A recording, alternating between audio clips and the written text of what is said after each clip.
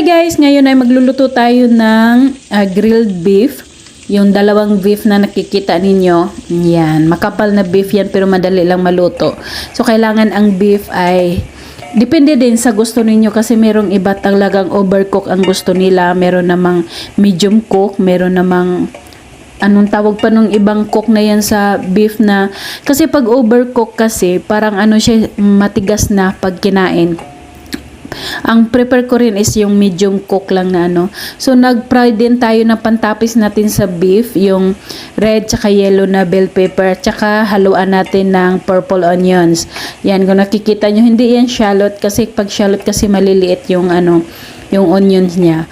Tapos magpa-fry din tayo ng asparagus. Mahilig kasi sila sa asparagus talaga. Masarap din naman talaga to, crunchy. Ang asparagus, kailangan lutuin mo lang siya ng medium lang din. Huwag yung overcook kasi pangit siya pag malambot. Ayan, tatoppings natin dito sa beef na luto na. At ang ating gulay din na red at saka yellow bell pepper at saka yung onion ay luto na rin. Siniparit na natin doon sa bowl. Kasi ang hinihintay na lang natin is itong ating asparagus.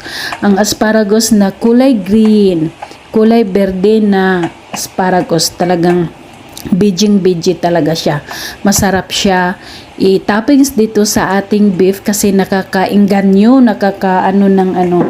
pagkain, nakakagana dahil green na green.